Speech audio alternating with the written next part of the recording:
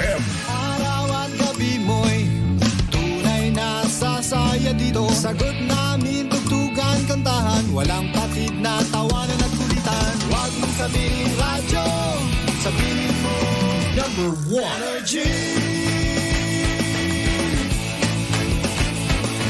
Ito ang number 1, 06.7 Energy FM. Sa bahay, opisina, kotse, taxi at jeep. What? Tricycle, FX, bus na masigip. O kaya? Palengke, internet, plaza, karinderya. Energy FM, nagbibigay sa'yo. Huwag mong sabihin radyo, sabihin mo number 1 Energy. Pangga, energy kaibigan mo. Pangga, energy ang numero 1. Agad pumalo na at isigaw mo. Same, pero iba. Huwag mong sabihin radyo, sabihin mo energy. Ang nag-iisang girlfriend mo sa radyo, DJ Lindsay. Ang pinakamakulit na girlfriend mo sa balat ng radyo. Isang magandang morning sa inyong lahat. Ako pa rin po nag-iisang girlfriend mo sa radio. My name is Lindsay. Makulit, pero may puso. Handang makinig sa mga kwento mo. Alam mo, feeling ko kailangan mo na siyang iwan kasi it doesn't make sense. Ang kwento sa lihim ng liham.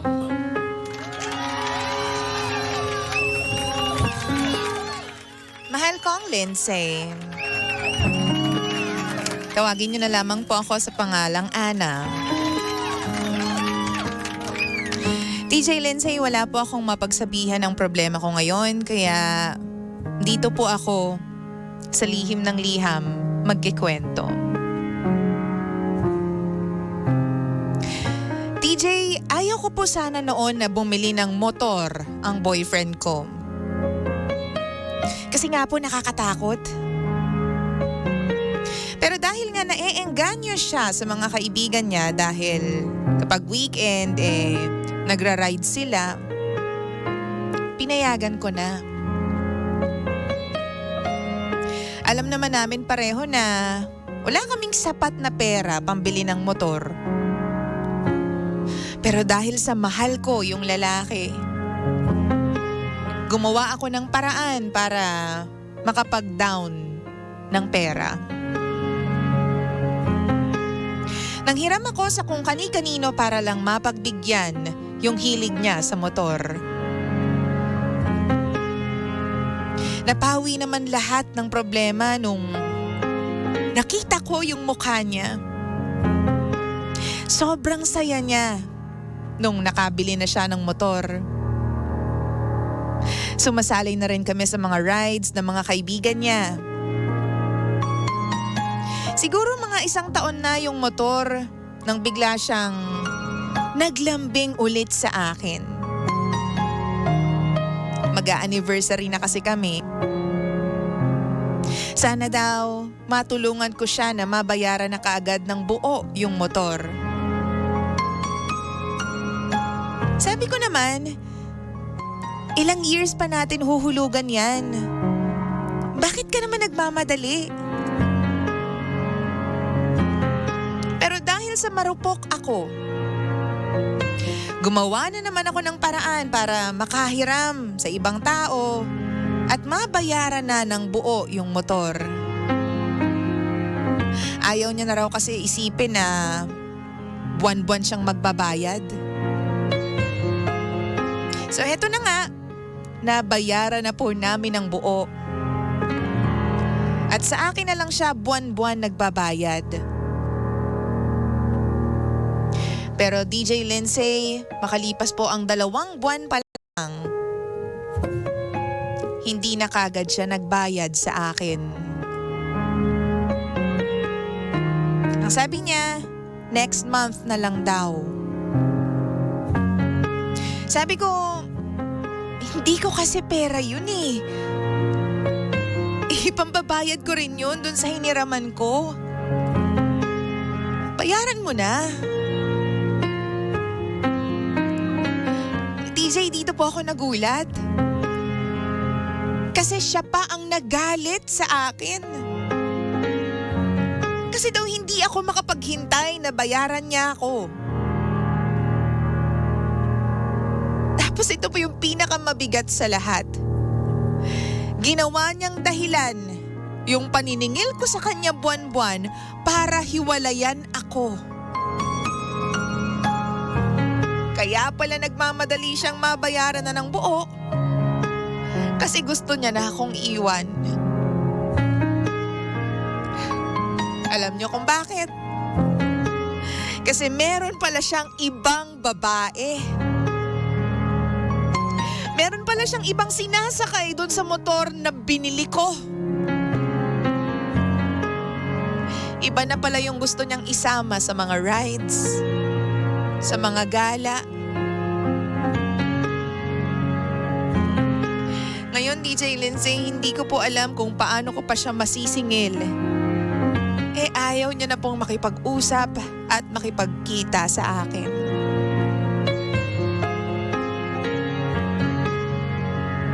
Ano po bang dapat kong gawin? Sa totoo lang, nasasaktan pa rin po ako dahil sa mga ginawa niya. Pero nangingibabaw po ngayon yung pagmamahal ko sa kanya. Kahit pa alam kong niloko niya ako. Isang sorry lang mula sa kanya. Papatawarin ko agad siya.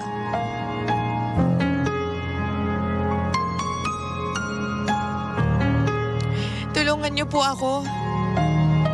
Ano po bang dapat kong gawin?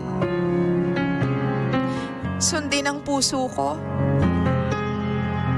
O sundin ang sinasabi ng isip ko na meron siyang obligasyon na bayaran ako dahil doon sa motor. Kaya kailangan singilin ko siya. At hindi pwedeng tiway na lang yung motor.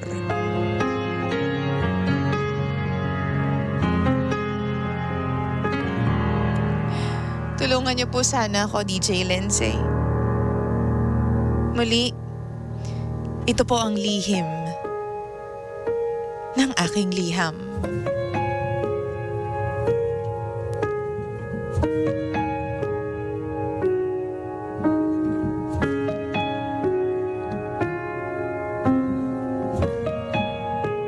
Lihim ng liham.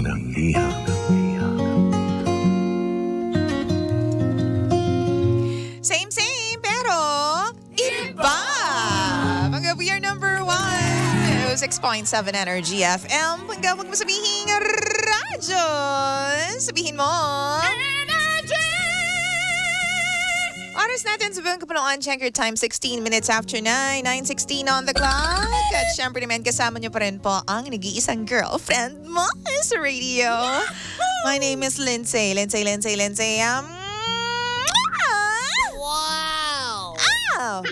Uy, bakit? May pahabol kang ganun, Lindsay. Naku-usapang motor tayo, mga be. Nakakaloka yung mga motor na ganyan. Mga lalaki pala. Hindi naman yung motor yung may problema.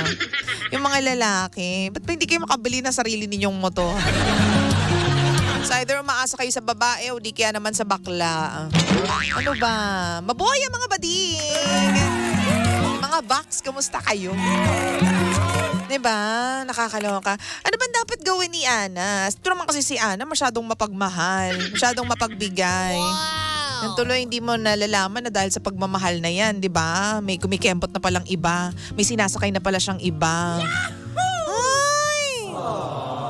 Sabihin mo sa akin kung anong kailangan gawin ni Ana sa tingin mo. Na-experience mo na ba yung gantong moment? Na-experience mo na bang maloko? Bumili ka ng motor, ikaw yung nagbayad, sabi babayaran ka pero hindi naman talaga yun yung nangyari. Wow! Malaman-laman mo may iba palang sinasakay. Oo, may rule 'di ba sa motor, pag hindi mo asawa, hindi mo jowa, huwag kang aangkas. May rule eh. Rule yan, hello. Dali na, sabihin mo sa akin kung anong dapat gawin ni Ana along with the other comments ng ibang mga pangga natin. Facebook.com/EnergyFM1067. Okay, tapos may live dyan. Comment ka lang doon para malaman po ni Ana. Gawin mo akong daan para malaman ni Ana kung ano ba yung dapat niyang gawin. Siguro kasi mas may experience ka, 'di ba? Meron kang naging karelasyon na ganito din. O di kaya naman, you just know what to say because you feel for Ana din and gusto mong maging okay si Ana. Diba?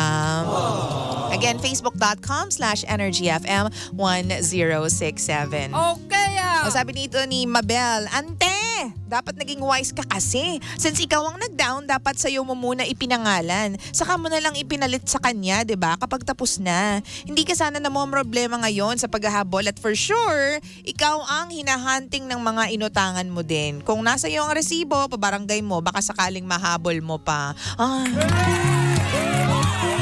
Paano ulit yung Lindsay?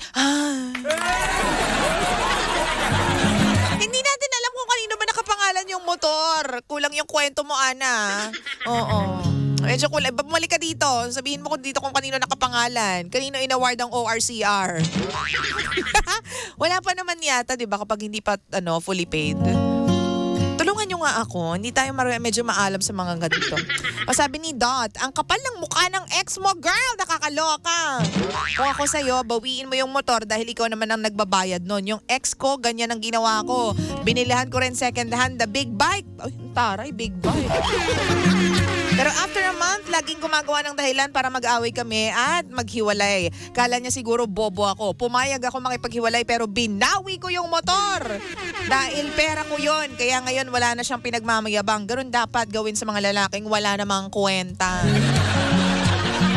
Sabi naman ni Han Saints, bakit kasi sa kanya mo pinangalan yung motor? Sa susunod, girls, kung ganyan, make sure sa'yo nakapangalan, lalo na if ikaw naman yung magda-down. Kapag sinabi ng BF mo na bakit sa'yo nakapangalan, sabihin mo, ikaw naman ang nag-down. So, tama lang yon. Kung sino yung nag-apply, yun dapat. Kung sino yung unang naglabas ng pera, yun dapat. Sa kanya ipangalan. Wala ka palang pang-down di wala kang motor. Ganun lang kasimple, 'di ba? Wag natin alam mo 'yun, wag natin gawing complicated ang mga bagay-bagay. Dali, ano pong masasabi ninyo dyan? Halika na, i-message mo na ako. Sabi dito ni Lian, idemanda mo ng matauhan, wala sa pag-ibig ngayon sa mga may utang. Ginamit ka lang ni kuya pero hindi ka niya mahal. Kasi nung nakuha na niya yung gusto niya, iniwan ka na agad sa ere. Bigyan mo ng leksyon, kasuhan mo siya. Sabi naman ni Alisa Anchoris, for me ate, dapat bago mo pina-full payment yung motor. Wait lang, naririnig ko yung sarili ko. Ay, nawala. Bago mo pina-full payment yung motor, nagkaroon kayo ng kasulatan. Ano dapat sa'yo mo pinangalan para if ever magka-ganyan, sa'yo mapupunta yung motor at pwede ibenta. Ate isip, papairalin, wag lamang puso. Shoutout from Japan, Japan! Hello po! Uy, ang ganda ng mga sunscreen dyan sa Japan. Pag uwi mo Alisa, alam mo na. Sabi ni Arch, wow, sobrang kapal ng fez naman ng jowa mo. A guy like that ay walang balls, spineless, and piece of toot! Huwag kang tanga, hindi ka wala ng lalaking ganyan. However, the money spent on that motorcycle is yours. Dapat lang talaga bayaran niya yan. Ipabarangay mo ang walang kwentang lalaking yan. Actually, hindi siya lalaki. Mas mababang nila lang ang ganyan. Mas mababa pa. Christopher Savilio, pabarangay mo po para mabawi mo yung motor, ate. Ay, ang taray. Ipatulfo mo. Wait lang, idol. Idol! Mamaya bigla sumagot nga. Yung ginagawa mo dyan, Lindsay. Hoy, kasama natin yan dati sa dating estasyon ko. Kala nyo.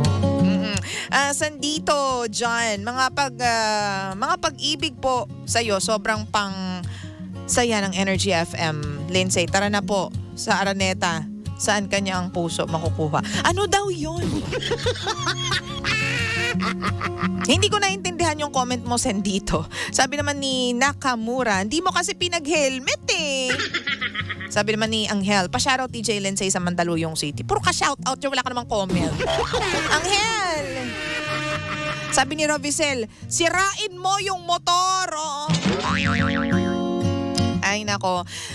Well, this goes to show na just because sinasabihan tayo ng I love you, ito seryoso na, just because sinasabihan tayo ng I love you, ginagawan tayo ng mga mabubuti, no, hindi ibig sabihin nun magiging sobrang kampante na tayo dun sa mga taong kasama natin. Wow! Saka alam mo, naniniwala ako na ang lalaking nagmamahal sa'yo ng lubos at saka yung tipong nare-respeto ka ay hindi para magpabili ng motor sa'yo, no? Kasi ang mga lalaking ganyan, may pride yan, may ego yan. 'Di ba? Kung tutulungan mo ko, go. Pero ako talaga yung bibili. Ako yung tipong mag-aaksaya ng pera para doon. Hindi para ikaw yung i-bother ko. Hindi para ikaw yung, alam mo yon, pahirapan ko para lang makuha ko yung gusto ko.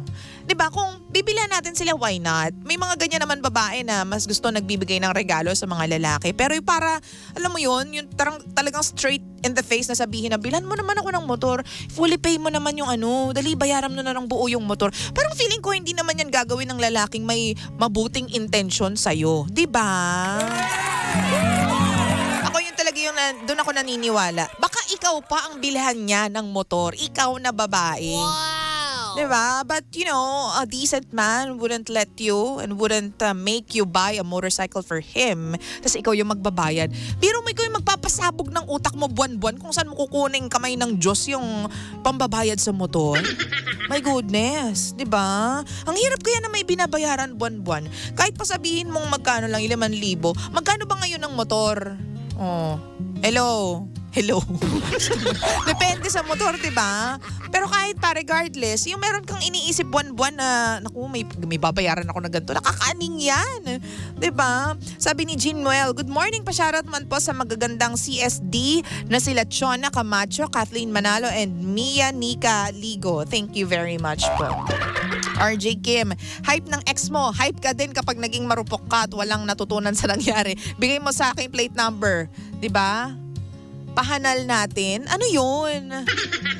Babatak mo. Wag mong bayaran yung motor ng Hindi, nabayaran na pala. Oo, na fully paid na nga pala. Oo, wala na. Wow! Pa-shoutout po, kami nakikinig habang nasa biyahe papuntang Tanza, Cavite, sabi ni Jessie Aluzan. Hello! Diba?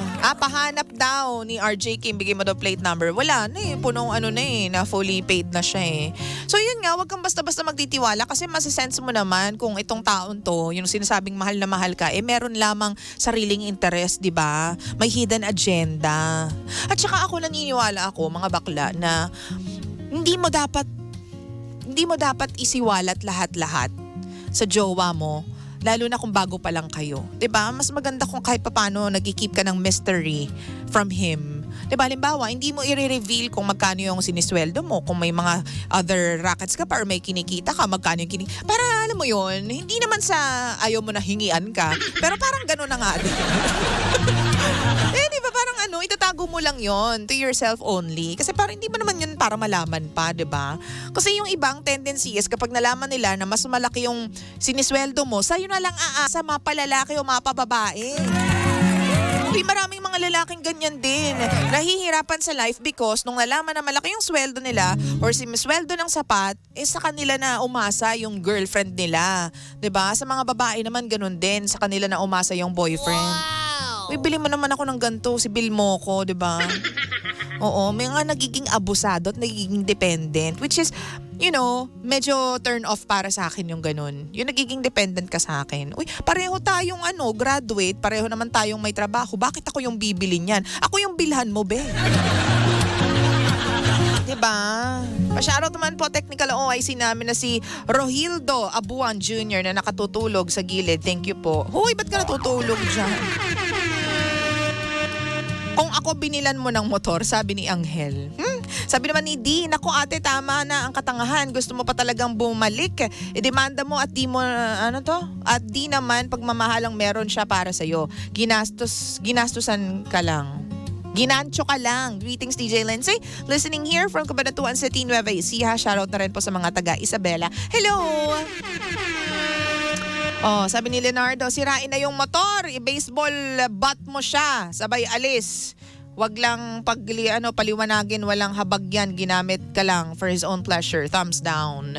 Oh, yun nga lang. Wow! So para sa akin pag ganyan, Gagawa ko ng paraan para mabawi ko yung motor. Kasi sa'yo naman nakapangalan yan eh. O sa kanya ba? Kasi nga kulang yung kwento mo, naguguluhan tuloy ako. Doon sa lalaki nakapangalan, kasi feeling ko pag ganyan wala ka nang magagawa, be. Kasi sa kanya nakapangalan, anong habol mo? 'Di ba?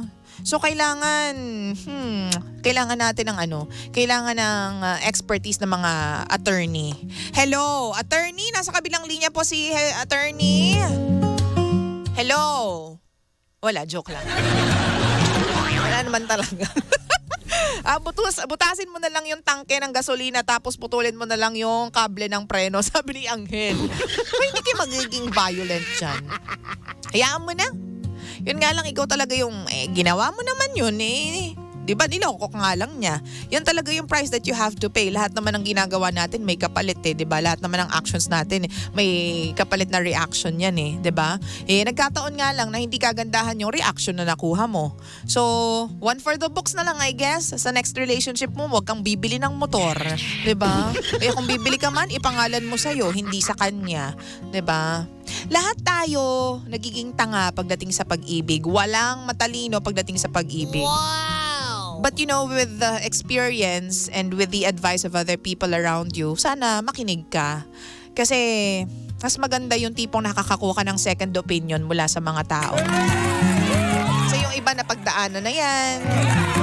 I mean, it's okay to fall in love and to do things for love, you know, para mapaligaya natin yung mga taong mahal natin. But sometimes you have to do it with caution. Kasi hindi lahat ng taong sinasabing mahal tayo, totoong mahal tayo.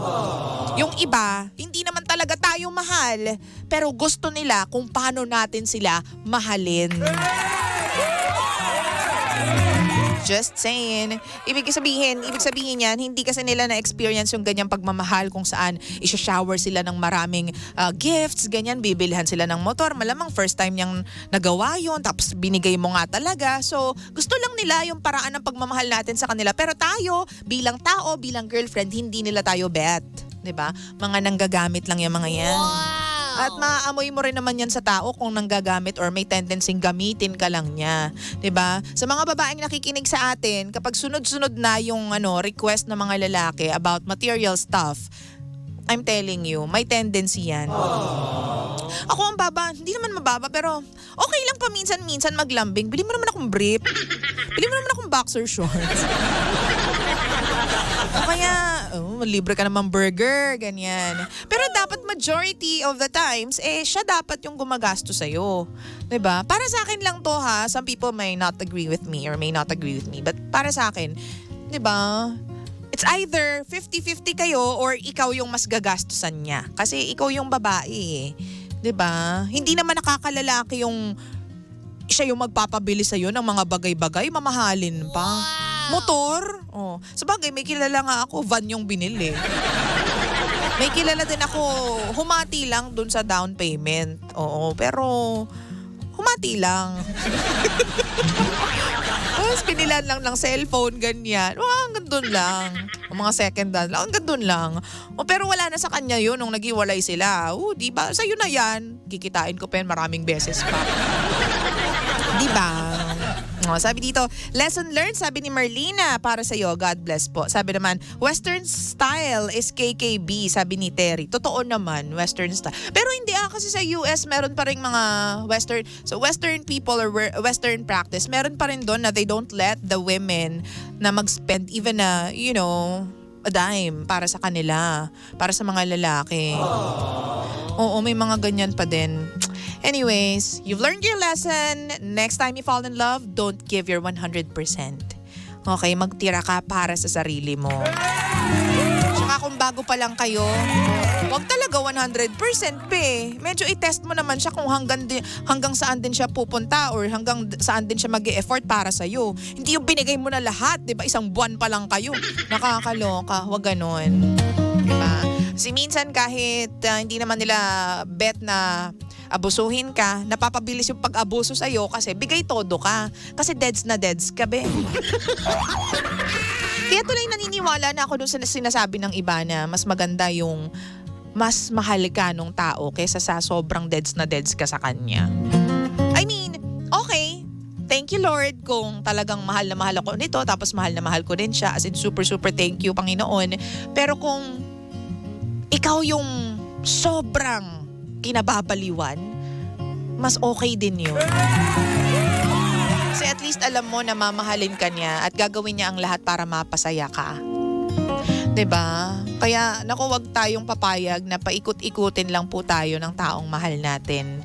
There is a very thin line between telling somebody na I love you tapos mapapagkamalan kang patanga-tanga na, 'di ba? Dahil sa nagmamahal ka. So protect